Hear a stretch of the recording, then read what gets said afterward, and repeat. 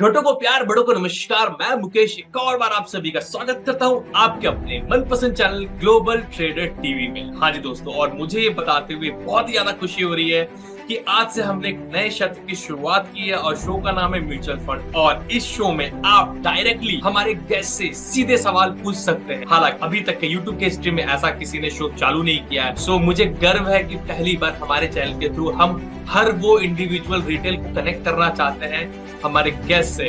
तो आप हमारे वेबसाइट को भी जरूर विजिट करें, उसके अंदर जाएं, म्यूचुअल फंड सेक्शन है, वहां पे जाएं, फॉर्म फिलअप करें। जैसे ही आपका नंबर आएगा हम आपको नोटिफाई करेंगे और आप डायरेक्ट जुड़ सकते हैं और उससे डायरेक्ट बात भी कर सकते हैं। सो चलिए, put your hands together and please welcome Dupesh sir.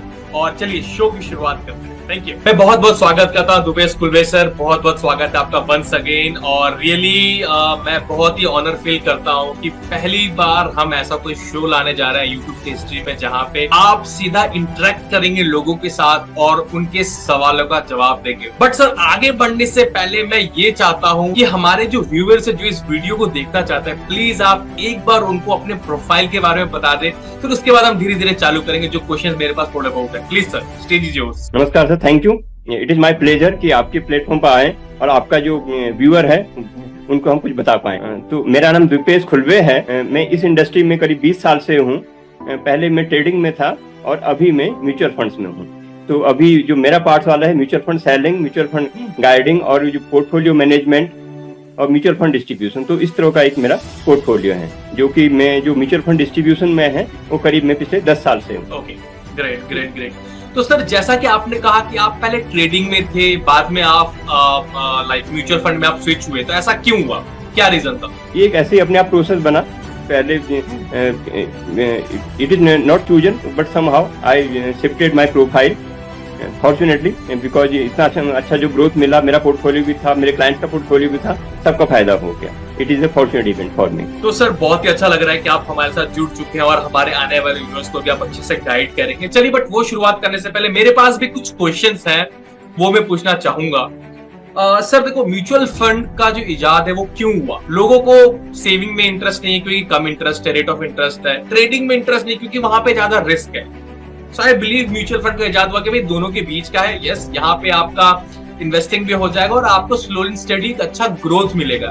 क्या मैं सही हूँ या फिर मैं गलत हूँ? जैसे इसका नाम है ना म्यूचुअल फंड्स, मतलब इसका जो दूसरा नाम बोलते हैं एएमसी बोलते हैं। जो ये यहाँ पे कंपनियां है ना उसको बोलते हैं AMC, asset management company.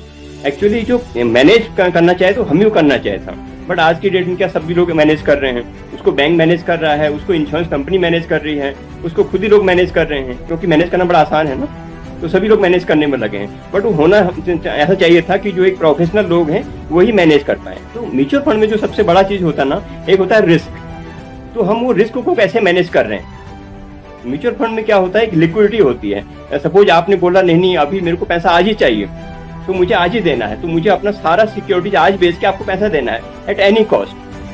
But वो इतना पॉसिबल नहीं हो पाता है। बहुत सारे लोग ऐसा करते हैं। एक ने तो बोला कि वो स्मॉल कैप लिया था, बोला कि अभी मेरे से ये बिकता नहीं है, अब तुम सारे स्मॉल कैप ही ले जाओ। जब मंदी आई थी 15-16 की स्मॉल कैप में। तो इस तरह का होता है रिस्क को मैनेज करना और रिस्क के साथ रिटर्न भी देना। तो म्यूचुअल फंड में क्या होता है कि जो अभी बताया कि वो बैंक एफडी, तो उस तरह के प्रोडक्ट भी मैनेज होते हैं। यहाँ पर गोल्ड मैनेज होता है, यहाँ पर सिल्वर मैनेज होता है, इक्विटी तो मैनेज होता ही है, जो सब लोगों को पता है। तो management of assets is for the mutual funds. Okay. तो सर, जैसे मेरे जैसे सर जो छोटे जो रिटेलर होते हैं सर, अगर उनको म्यूचुअल फंड में निवेश करना है तो सबसे पहले उनको क्या चेक करना चाहिए? Great, good question. तो उसको ये चेक करना चाहिए कि मेरा पैसा कितने समय के लिए, सपोज वो पैसा 3 ही महीने के लिए है तो उस तरह के प्रोडक्ट में लगाएं। सपोज वो 3 महीने का पैसा तो बैंक में भी रख लेंगे तो ज्यादा दिक्कत का काम नहीं होगा या फर्क नहीं आएगा ज्यादा। लेकिन वो पैसा अगर 30 साल का हो गया तो बिल्कुल एक ड्रास्टिक चेंज आ जाएगा। और यही ब्लंडर मिस्टेक होती है। अभी बैंक का जो देता है वो 3% देता है और म्यूचुअल फंड ने 30% तक दिया है, तो आप देखेंगे कि करोड़ का फर्क आ जाएगा within period of 30 year, 40 year में या 20 ईयर में। तो पहले जो अपना जो टाइम होराइजन है वो देखने का है कि वो कितने समय के लिए पैसा रखना है। ओके, तो आपके बोलने का मतलब है म्यूचुअल फंड डिसाइड करने से पहले हमें अपना टाइम पीरियड देखना है कि हम कितने समय के लिए इन्वेस्ट करना चाहते हैं, चाहे वो स्मॉल टाइम पीरियड है या फिर वो लंबे समय के लिए हम उसको इन्वेस्ट करना चाहते हैं, राइट? एग्जैक्टली। और उसी हिसाब से फिर वो प्रोडक्ट लेने हैं टाइम के साथ। टाइम का पता लग गया तो उसी टाइम को जो सपोर्ट करते हैं वो प्रोडक्ट लेने चाहिए।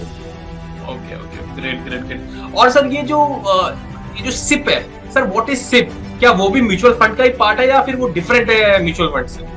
म्यूचुअल फंड में आप ये पता लग गया कि अभी मेरे को इन्वेस्टमेंट करनी है म्यूचुअल फंड में, तो 2 kinds of investment route, these are the routes. एक तो सिप का रूट है और दूसरा है लमसम का रूट। ओके, अभी मेरा मंथली इनकम आता है। ओके, अभी मेरा कोई बचत नहीं है। अभी मैं 30 साल का हूँ या 25 साल का हूँ, तो मैं 40 साल का हूँ, अभी तक कोई बचत नहीं है। अब मुझे पता लगा ऐसा भी कुछ मार्केट में अवेलेबल है, तो मेरा मंथली इनकम आता है, उसमें से मैं 10-20% बचा के वहां पर लगाता हूँ म्यूचुअल फंड में हर महीने, तो उसी को हम सिप बोलते हैं। आपका जो बैंक है पर्टिकुलर उस सिस्टम में आ जाता है, पर्टिकुलर डेट को पर्टिकुलर अमाउंट आपको डेबिट कर देंगे और आपके नाम पे ही आपका म्यूचुअल फंड को क्रेडिट कर देंगे। अच्छा, ओके, ग्रेट ग्रेट ग्रेट।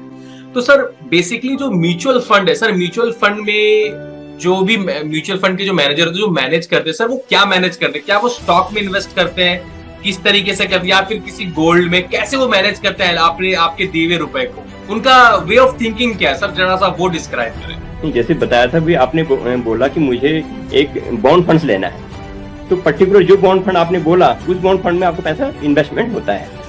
आपने बोला मुझे लार्ज कैप लेना है, तो आपका पैसा लार्ज कैप में मैनेज होगा। आपने बोला मुझे स्मॉल कैप लेना है, आपका पैसा स्मॉल कैप में मैनेज होगा। ओके, तो एक सेबी जो हमारा जो रेगुलेटर है वो सेबी है। सेबी ने कुछ गाइडलाइन बनाई है। अगर लार्ज कैप फंड होगा तो 80% लार्ज कैप होगा, 20% आपके पास लीवे होता है। अगर आपके पास स्मॉल कैप फंड होगा तो 65% आपका जो है स्मॉल कैप में पैसा रहेगा, बाकी आपके पास लीवे होता है। उसी तरह के जो बॉन्ड्स फंड होते हैं, कोई आपका 3 महीने का बॉन्ड है, लिक्विड फंड है वो 3 महीने का है, और आपके पास कोई लॉन्ग ड्यूरेशन होगा वो 30, 40, 50 साल का बॉन्ड होगा। तो जैसा आप बोलेंगे उसी तरह का फंड मैनेजर आपका पैसा उस तरह की सिक्योरिटीज में लगाएगा। Okay, great. तो सर जैसा कि आपने कहा कि म्यूचुअल फंड ने पिछले दिनों में 30% तक का रिटर्न दिया, बट ओवरऑल अगर मैं चेक करूं, अगर मैं मेरे दोस्तों से भी पूछता हूं, वो इंटरेस्ट नहीं है, उनका इंटरेस्ट नहीं है म्यूचुअल फंड में। इंस्टेड ऑफ म्यूचुअल फंड वो बोलते हैं यार उससे बेटर है स्टॉक्स में निवेश करना। तो आपकी क्या राय है कि किधर निवेश करना ज्यादा बेटर है, स्टॉक्स या फिर म्यूचुअल फंड? कैसे डिसाइड करें? ये तो उनको लगता होगा, बट जो हम डाटा, एवरीथिंग इज डाटा। अगर आप डाटा देखेंगे तो यहाँ पर अभी जो सबसे बड़े यहाँ पर जो ब्रोकर हैं वो नितिन कामत हैं, जीरोधा। तो मेरे ख्याल से 1% लोग भी ऐसे नहीं है जो बैंक एफडी जैसा रिटर्न कमाते हैं स्टॉक से। यू नो, बैंक एफडी में कोई रिस्क नहीं है, स्टॉक में 100% रिस्क है। स्टॉक में जीरो भी हो जाता है। स्टॉक का ये रिस्क है कि पर्टिकुलर स्टॉक जीरो हो जाएगा, म्यूचुअल फंड जीरो नहीं होगा। आज तक कोई जीरो नहीं हुआ, ठीक है। तो ये एक बड़ा सब्जेक्ट हो सकता है डिस्कस करने के लिए, स्टॉक और म्यूचुअल फंड में। लेकिन स्टॉक में बहुत कम पैसा लोग कमाता है, उसके लिए बहुत ज्यादा आपको लकी भी होना पड़ेगा। आपको नॉलेज होना बहुत जरूरी है, लेकिन नॉलेज के साथ आपको लक भी बहुत ज्यादा जरूरी है स्टॉक, पर्टिकुलर स्टॉक में। Okay okay.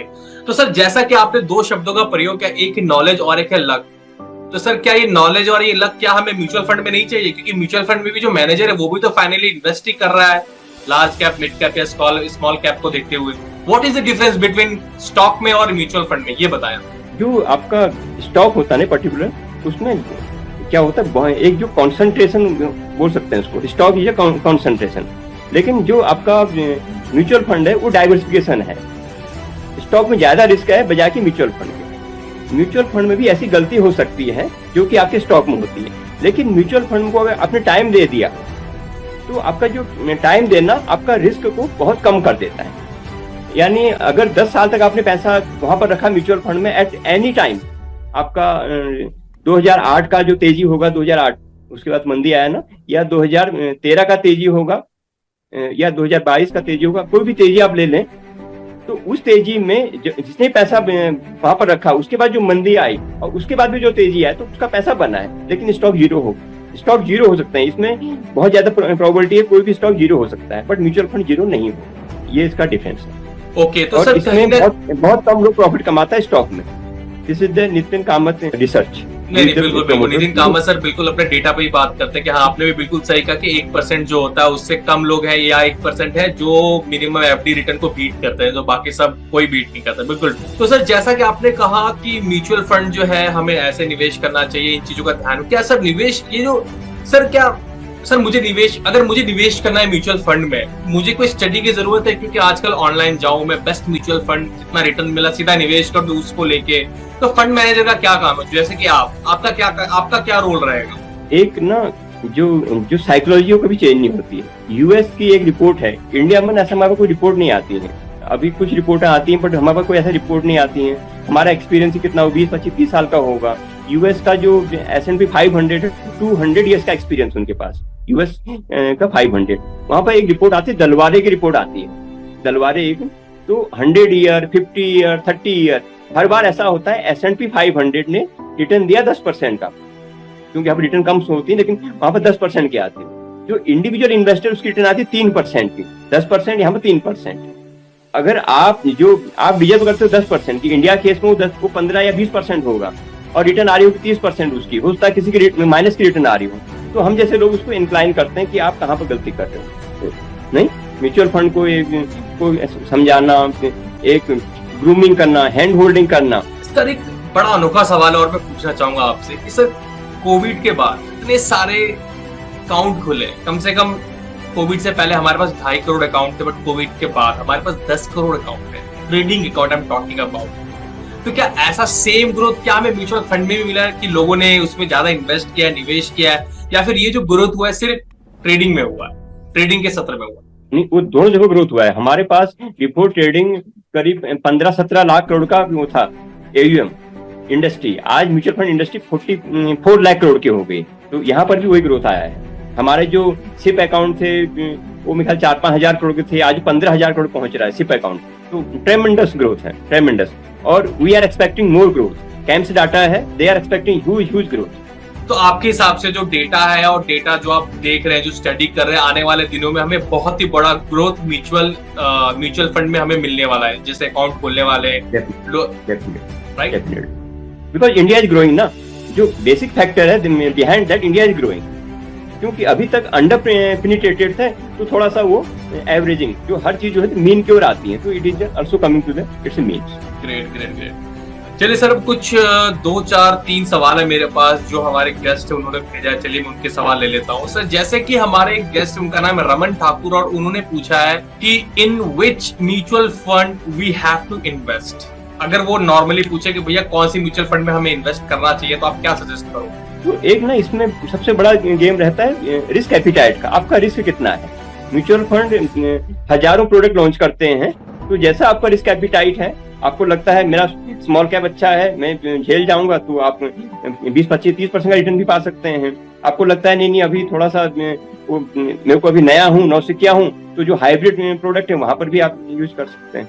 तो जो आपको रिटर्न आएगा that will be called risk adjusted return. जितना रिस्क लिया है उतना ही रिटर्न आएगा। तो सर ये तो same goes with stock itself. Stocks में भी वही होता है भैया, अगर मैं रिस्क लेने के लिए तैयार हूँ तो वहां पर रिटर्न भी वैसा ही आएगा, राइट? ग्रेट।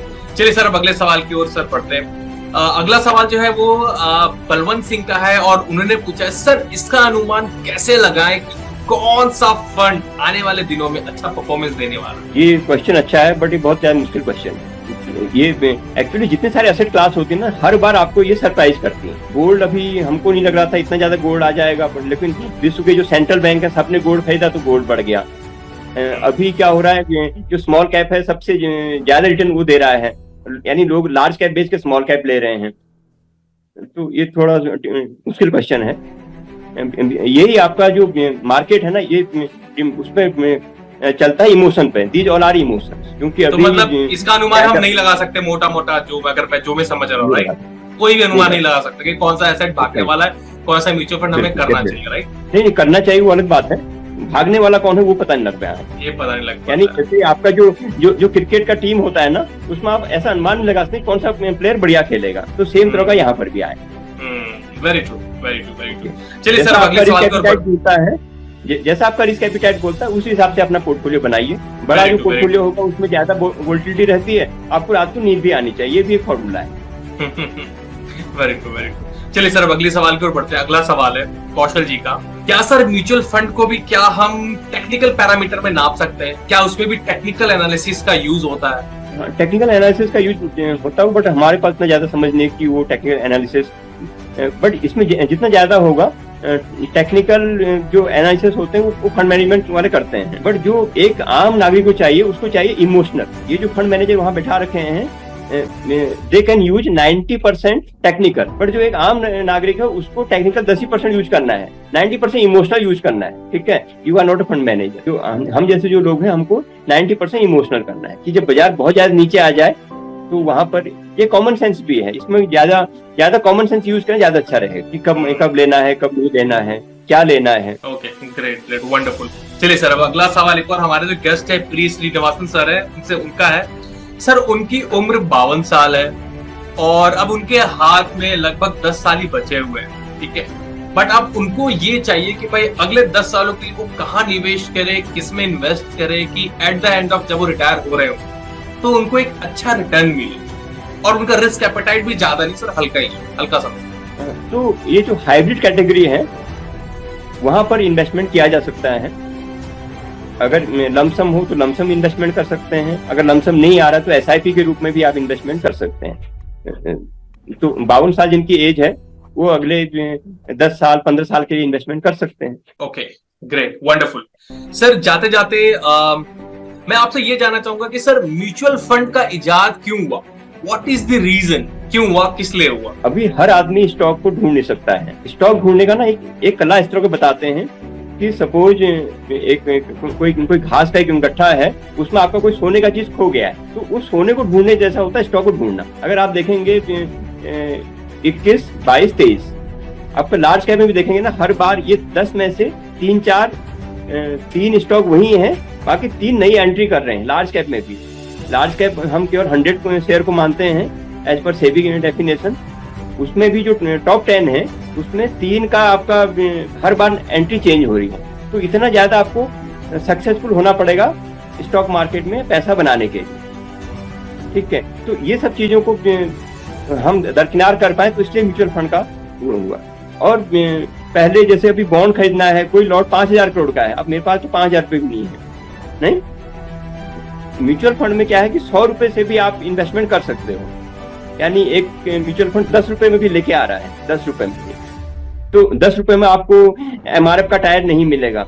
एमआरएफ टायर का रेट क्या है? 90,000, या कोई और बड़ा शेयर नहीं मिलेगा 10 रुपए में। तो आपको फ्रैक्शन में भी यहाँ पर शेयर मिल सकता है। Okay, great.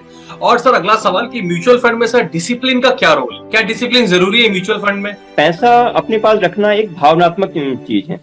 हर आदमी चाहता है कि मेरा पैसा गारंटेड रहे, वो प्रोटेक्टेड रहे। फिर उसमें क्या होता है कि हम इस तरह के डिसीजन ले लेते हैं, आज बाजार ऊपर है, आज बाजार नीचे है। अभी मैं आपको बताना चाहूँ जो आज की जो प्रेजेंट सिचुएशन है, इंटरेस्ट रेट हाई है, इन्फ्लेशन हाई है, मार्केट कहाँ जाना चाहिए? नहीं, मतलब ये ना एक टेक्निकल ये विज्ञान है कि अगर इंटरेस्ट रेट ऊपर जाएंगे मतलब मेरा कॉस्ट ऑफ फंडिंग बढ़ रहा है। yes. और महंगाई बढ़ रहा है तो मैं मार्केट में कम पैसा लगा पाऊंगा, लेकिन मार्केट बढ़ रहा है। yes. तो मार्केट इस तरह का आपको सरप्राइज करता है हर बार ना। बिल्कुल। तकरीबन एक रिसर्च है, आप जो भी आज मार्केट में काम करोगे ना, करीब 70% ऐसे चांसेस हैं कि आप you may fall wrong. 70% chances कि हाँ भाई काम करना इतना आसान नहीं है। ये सब डाटा ड्रिवन जो भी मैं बातें बोल रहा हूँ तकरीबन ये data supported by data, any data. ठीक है, तो इस तरह का आपका डिसिप्लिन आपको, ये एक भावनात्मक खेल है। तो जब भी बाजार नीचे आता है तो आदमी घबरा जाता है कि आप करें क्या। कोरोना के टाइम पे जब मार्केट 40% डाउन था तो उसमें बहुत सारे लोग निकल के भाग गए, पकड़ में नहीं आई, बहुत समझा रहे थे, काउंसलिंग करना भारी पड़ गया था, लेकिन वही लोग सब बाद में आ गए आज की डेट में। और जब भी आप देखोगे ना मार्केट नए हाई पे होगा तो इन्वेस्टर भी नया आएगा। 2008 में रिलायंस पावर हर आदमी के पास था, तो ऐसा तो कुछ नहीं था, आज जीरो हो गया। 450 का चीज जीरो हो गया रिलायंस पावर। स्टॉक का एक रिस्क ये भी है, आपका जीरो हो जाता है, रिलायंस पावर जीरो हो गया। That was one example. ऐसे बहुत सारे एग्जांपल मिल जाएंगे आपको। और स्टॉक में क्यों इन्वेस्टमेंट नहीं करना चाहिए? अभी जैसे जो हमारा जो ब्रॉडर इंडाइसेज है BSE 500, NSE 500, तो इसमें 1% जो शेयर होंगे उसमें पैसा नहीं बनता। 1% में 7,000 का 1%, उतने कम शेयर में अगर आपका हुनर है स्टॉक फाइंड करने का तो यू कैन गो देयर। और एक अभी टैक्सेशन का एक नया टैक्सेशन का एक इश्यू आ रहा है। सपोज आपका पोर्टफोलियो बड़ा हो जाता है ना डायरेक्ट स्टॉक में, तो जितना सारे डिविडेंड आएगा आपकी इनकम में जुड़ जाएगा। लेकिन म्यूचुअल फंड क्योंकि एक ट्रस्ट होते हैं तो वहां पर वो टैक्स लायबिलिटी नहीं बनती, इसलिए ये है। और दूसरा, जब भी आप कोई स्टॉक लोगे ना, सपोज आपने एक स्टॉक ए लिया और वहां से प्रॉफिट बुक करके स्टॉक बी लिया, आप पैसे तो घर ले नहीं जाओगे ना कहीं तो पैसा लगाओगे, ठीक है। अगर आपने पैसा नहीं भी लगाया, यहाँ पर प्रॉफिट बुक हो गया, अगर शॉर्ट टर्म है तो 15% की टैक्स लायबिलिटी बन गई, अगर लॉन्ग टर्म है तो 10% टैक्स लायबिलिटी बन गई। लेकिन म्यूचुअल फंड में ये चीजें नहीं, तो ये भी आपको एक फायदा है टैक्सेशन में। पैसा तो बनता ही है, आपने देख लिया इतना सारा पैसा बना है, लेकिन टैक्स में भी फायदा है, ये टैक्स ही बचा लो कम से कम। तो ये दीज आर द एडवांटेज जो आप हमें काउंट करा रहे हो, राइट? डेफिनेट। नहीं, वेरी गुड, वेल डन। नहीं सर, बहुत ही मजा आया दुपेश सर आपसे बात करके, मुझे भी बहुत चीजें सीखने को मिला। एंड आई होप हमारे व्यूअर्स और जिनके मैंने प्रश्न आज लिए तो उनको भी समझ में आ गया होगा। एंड यस, आई रिक्वेस्ट कि हमारा वेबसाइट लॉन्च हो चुका होगा, जब तक ये वीडियो आएगा आप जाएं, स्पेशल आप रिक्वेस्ट करें, वहां पे अपना फॉर्म फिल करें, जैसे आप शॉर्टलिस्ट होंगे आपको ईमेल मिल जाएगा और आपको सीधा मौका मिलेगा दुपेश सर से डायरेक्ट सवाल जवाब करने का, जहां पे सर आपको बताएंगे सही तरीके से, आपके प्रोफाइल को जज करेंगे, सब चीज लाइव होगा, रिकॉर्डेड होगा, फिर पोस्ट भी होगा, टेलीकास्ट भी होगा। So do watch our episode, आप देखते रहे, हमें प्यार करते रहे। धन्यवाद आपका। Thank you sir, thank you very much, lovely talking to you. Thank you sir, मिलते हैं अगले शो में। Thank you sir.